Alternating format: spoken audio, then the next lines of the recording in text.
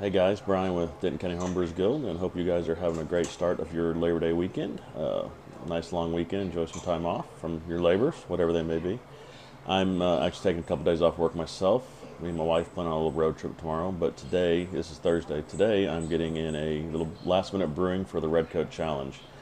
Waiting a little, like I said, last minute. I may have to pressure ferment these or ferment a little warmer, but we're going to get a couple of beers at least started today, trying to get that knocked out.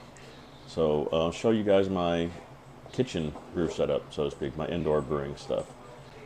You've seen my outdoor setup on my big rig out in the garage with more space and whatnot, but I try to brew, especially in the summer, as much as I can on my indoor rig in the nice AC, enjoying my modern conveniences. So show you guys that. We may have a little special guest later on today swing by. Oh, looks like we have another special guest. Yes. Come here, creature. Come on. This is one of my kitties. Creature. Look, Corn Shreks. Little brew buddy. So he's in there supervising, making sure that this Australian sparkling ale goes well. I don't know if it's his favorite style or what, but he's hanging out with us. So we'll talk to you guys later. Bye. So guys, here you go. So this is my indoor brewing setup. 10.5, 10.5 gallon anvil. And as you can see, we're holding our temperature here. You can see we're doing our mash right now. We've got that heating up. It's going right now. We're about 20 minutes in. So here in a little while we'll have some nice delicious wort and get this beer going. And then over here I have my fermenters, some double batching. I'm gonna run these two fermenters, these Fur Monsters, 7.5. Yes, creature, everybody hears you. It's fine. But so I'm doing an iodine soak on it right now, and then I'll move the iodine from fermenter 1 over to fermenter 2 and put a star sand in fermenter 1 and then do the subsequent thing later so everything gets double sanitized. I had infected batches a while back, and I just got really super anal about my sanitization stuff, so we're doing that right now. And then the other part of it here, my wife is doing dishes right now. She's soaking some dishes, but I have a food grade hose that I run off of an adapter off the sink. And that's it. So I do all my water, my cleaning and everything right here. And then I don't know if I showed you this earlier or not. In my tools, I got the recirc arm, and I just bring my pump in here, run my pump with my circulating water through the sink, cool it down, and run that through my immersion chiller that came with the anvil. And that's all you need. So nice little simple easy apartment or in the kitchen brew setup. If you're looking for a brew setup to do something indoors out of the weather, the little anvil 10.5 setup is really good. Most of it comes in the kit that you get. You can get a few little accessories extra, and you can do a lot of stuff with it. I know a lot of people are brewing a lot of award-winning beers and even just great tasting beers. If you're not into comp, just great beers with these little kitchen setups. Grainfather makes one.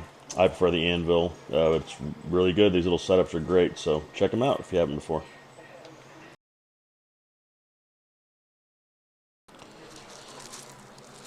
Okay guys, so the mash is over on our Australian sparkling ale.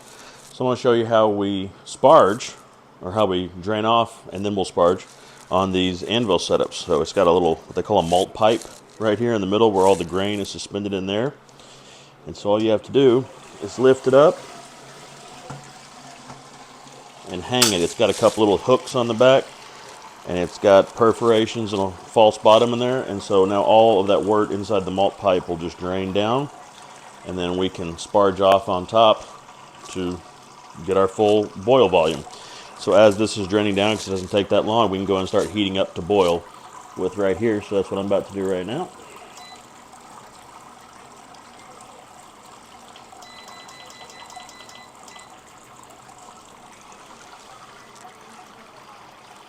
And that's it. And it'll start heating up as we continue to do our runoff and our sparge, and we'll be ready to get boiling here in a little bit. I've got this running off of a 240 right now, runs over to my dryer plug, but you can also set these up to run it off of standard household 120. It's just a switch in the back you flip, and you got an adapter that comes with it, so you can either run it off of 240 or 120 regular household current. So that's it. I'm being special guest to Brew Day. Thanks for Hey having guys, me over. Brian with Denton County Homebrewers Guild. And so we are on beer number 2 of my double brew day today. And as you know, the brew days go along, we start having a few. But we got batch number 2 going back there. You can see it. But also, I told you guys earlier we'd have a special guest. And it's a garage. This is indoor brewing. So yeah, there's Mr. Tony. Hey. Hi, everybody. There's your coordinator for Red Coat Challenge. So Opening this Sunday. it's coming this Sunday. We'll have this video out before then to help bump that. But also, hope you guys are getting all your British beers ready to go because we're looking forward to you guys. We're looking forward to your beers, trying out what you brought, and seeing what you guys do. So we'll see you guys more and more on the socials. Like I said, we're trying to do more and more stuff on social media. Just be out there more for you guys and see what y'all want. So give us some feedback. Are you guys liking what we're doing? Do you want to see something different, something more, something less? You know, let us know. We don't know unless you tell us. So hope you guys are having a great Labor Day weekend and enjoying your homebrewing activities, and we will see you guys soon, okay? Talk to you later. Bye. Hey guys, Brian with Denton County Homebrewers Guild. So a little boiling on batch number 2. This is the British Strong Bitter. But I just thought you guys might find it humorous. I did. So my little Corner Strikes cat is hanging out right by the vent down there in the corner. There's a little vent where there's a little fan, like a computer fan, that blows off the heat, excess heat from the electronics. And apparently that's the warmest spot in the house because this little cat acts like we're trying to kill him with the cold in this house. It's hilarious. It's 72 degrees. It's not like it's 64. I mean, it's ridiculous. But that apparently is the warmest spot in the house. And Mr. Creature there thinks that's the spot to be. He was napping until he heard me talking a little while ago. So, but he ain't moving. So he's chilling out down there by the anvil and getting his enjoyment out of our brew day. So talk to y'all later. Bye. Alright guys, so this is more of the setup. I haven't showed you guys yet on the cooling side. We'll show you more in a little bit. So basically, here's the anvil that we're boiling right now. As you can see, it just dropped down in temp a little bit because I just dropped that immersion chiller in there. Kind of sanitized. It'll come back up here shortly. So that's an immersion chiller and a Whirlpool recirculating arm. There's an aftermarket thing you can buy from Blickman Anvil, the maker of it. You see, it's a recirculating arm.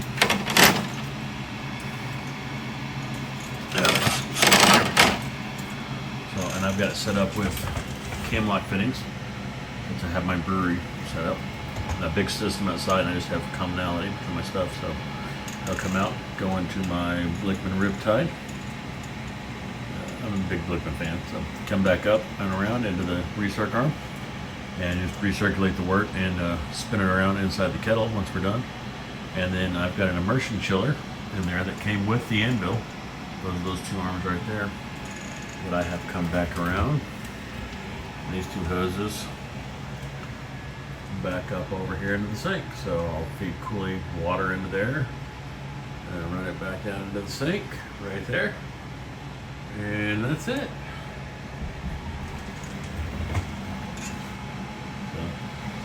That is my setup for indoor brewing, kitchen brewing, apartment brewing. You know, similar. You could do something very similar to whatever setup you have. And I mean, this whole thing, not kind of the pump because the anvil setup will come with a pump. Actually, it has a little pump that comes with it. This whole thing was, you know, a few $100s. I mean, way less than $1,000. I mean, you know, $800, something like that. I mean, think about what you spend on hobbies. I guarantee y'all, most of y'all that have been in homebrewing for a while have spent more than on a brewing system. And then if you're, you know, into golf or gaming or miniature painting, miniature collecting, I've done all those kinds of things. I mean, any hobby's going to have a price invested with it. But, you know, less than $1,000, you can get a, you know, really good setup that you make great beer on in the comfort of your kitchen. So y'all check it out if you haven't before. Great little setup, these anvils. So talk to y'all there. Okay guys, so we just fired up the cooling and this is the last little bit. You can kind of see my setup right now. So there you go. That comes off of the sink. Right there. And you get some nice warm water out of your immersion chiller there. You can start doing your cleanup with. But that's it, man. Real simple, easy peasy. Can't beat it for a little indoor brewing here. Like, I literally just fired this up, even with August groundwater temps. We're already under, around 170. So less than a minute or two, already down to 170. I mean, can't beat it. We're only going to get down to,